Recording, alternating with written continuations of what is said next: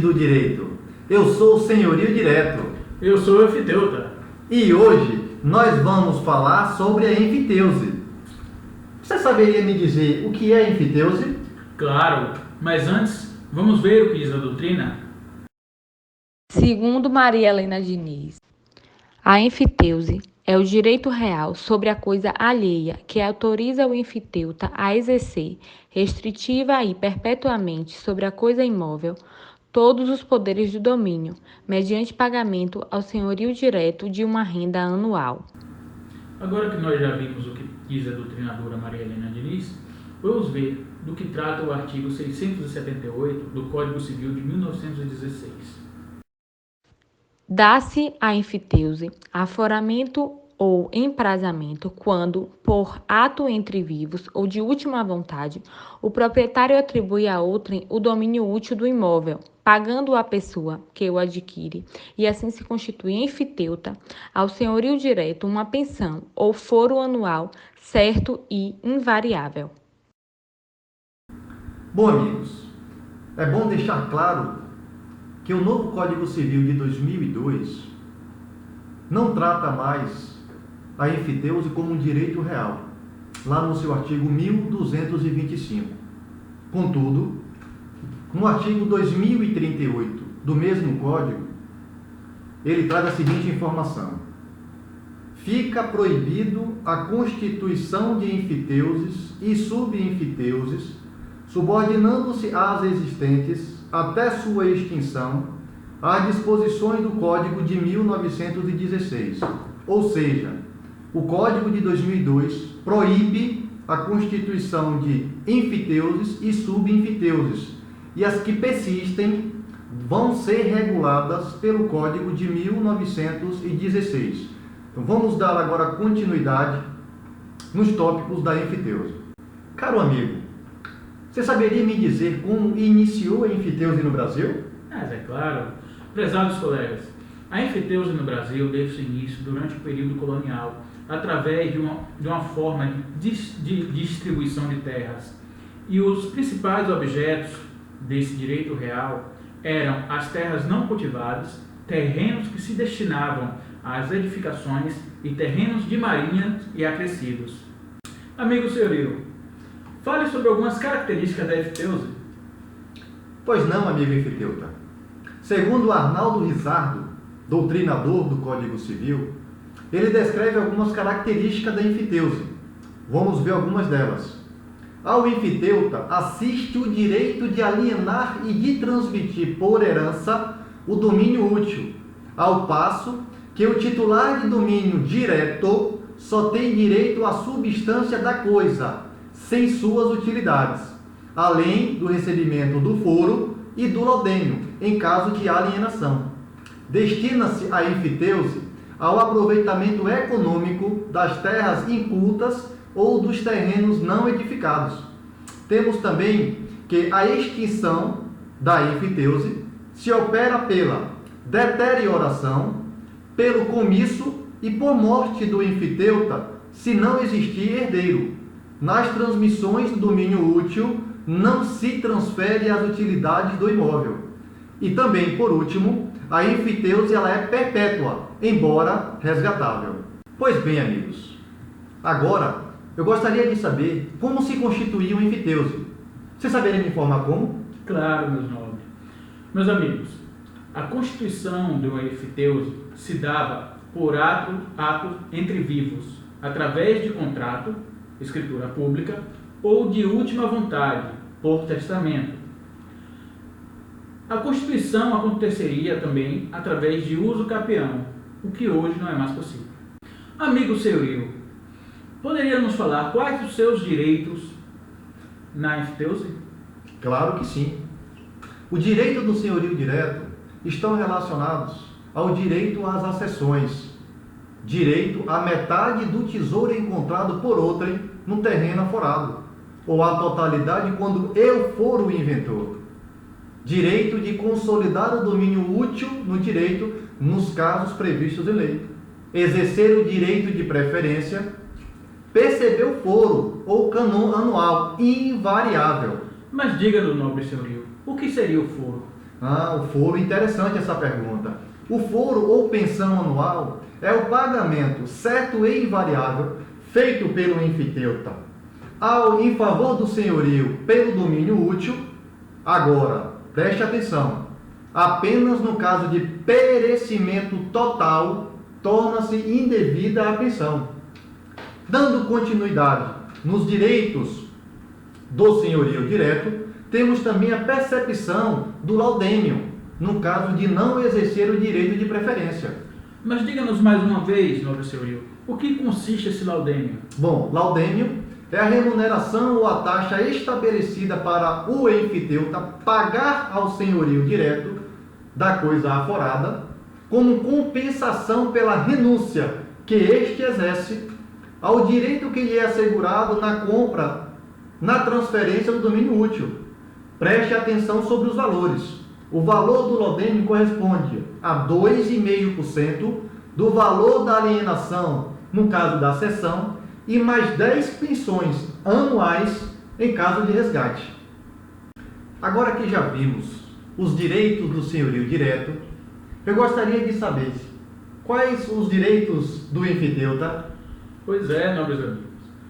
Ao enfiteuta ou foreiro asseguram-se as mesmas vantagens estabelecidas ao proprietário, consubstanciadas no direito de usar, gozar, dispor do imóvel referente ao domínio útil, a percepção dos frutos e produtos, a preferência na aquisição do domínio direto, a transmissão por meio de doação, dote ou troca, direito de resgate e a instituição de subefiteuse. De quê? Subefiteuse. E o que seria subefiteuse?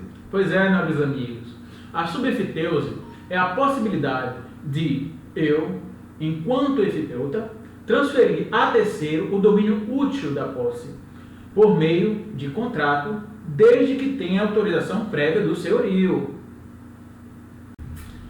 Agora que já vimos os direitos, o amigo senhorio poderia me dizer quais seriam as suas obrigações? Claro que sim, enfiteuta.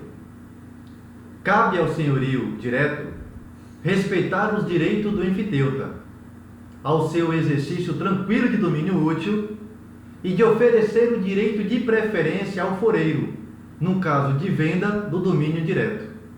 Agora eu gostaria de saber, e as suas obrigações, amigo enfiteuta?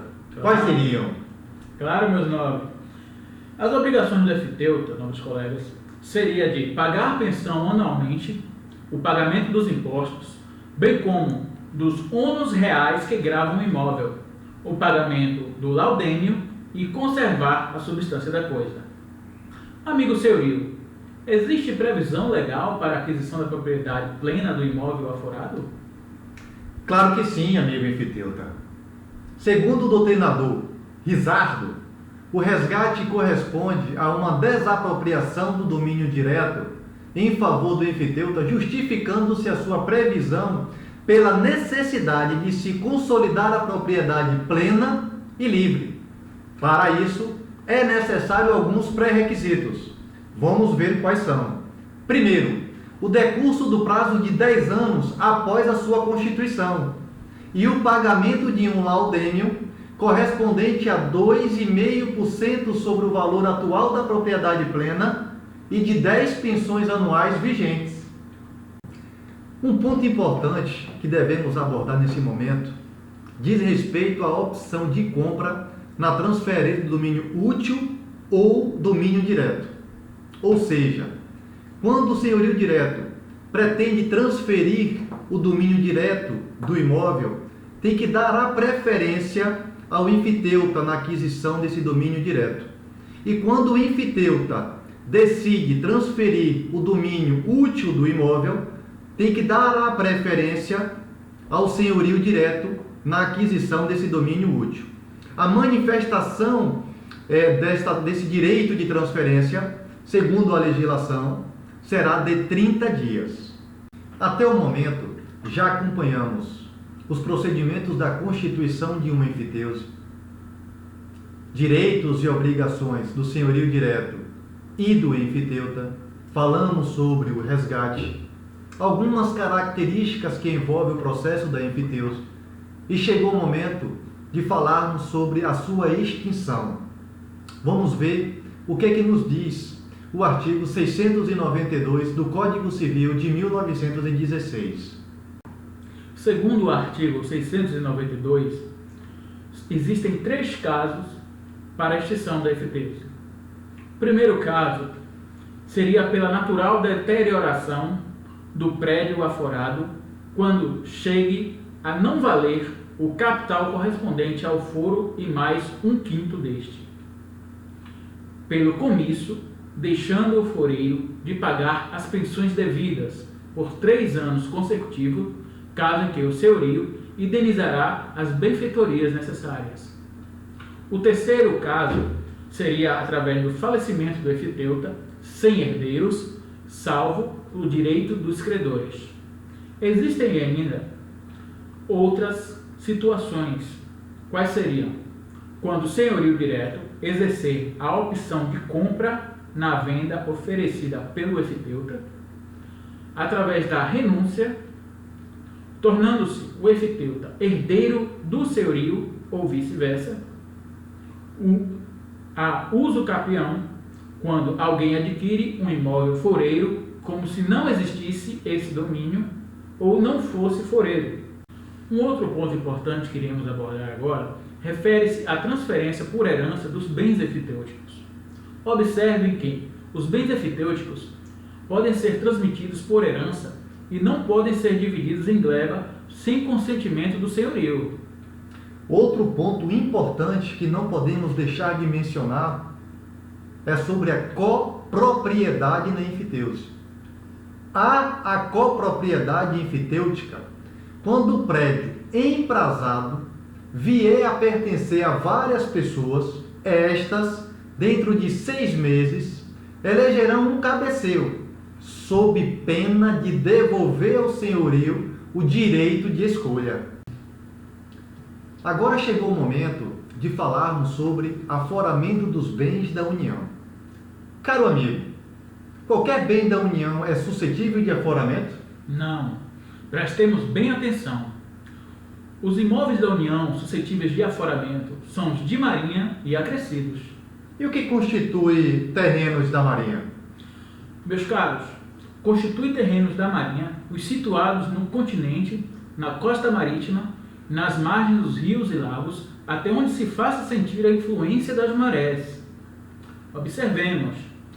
Os que contornam as ilhas situadas em zona onde se faça sentir a influência das marés, os acrescidos de marinha também são os formados de forma natural ou artificialmente para o lado do mar ou dos rios e lagoas em segmento aos terrenos de marinha.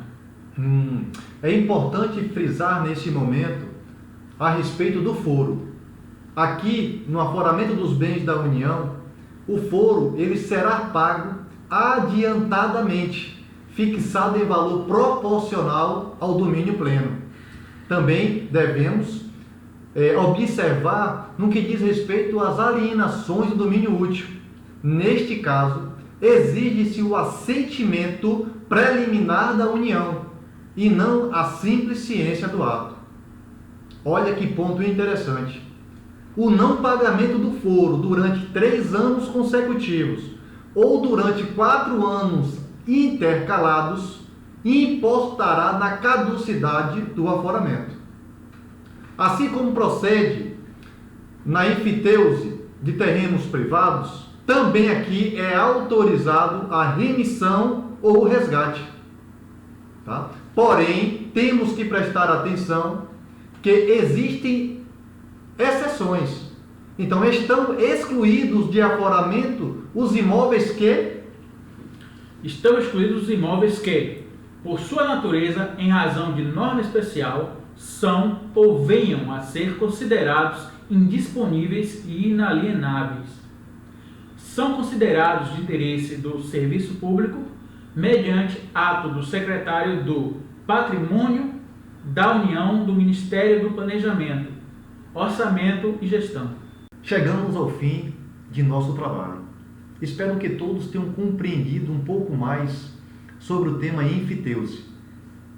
É bom deixar claro, como já citamos no início de nosso trabalho, a enfiteuse não faz mais parte do rol taxativo dos direitos reais no Código Civil de 2002. Contudo, a importância do tema é exatamente para resguardar as enfiteuses que hoje permanecem em nosso país. Espero que tenham gostado. Deixe comentários, um like aí embaixo, né? E que a próxima vez, quem sabe, faremos outros vídeos. Queremos também lançar os nossos agradecimentos ao professor da cadeira de Direito Civil 4 da FTC Feira de Santana, professor Bruno Cerqueira.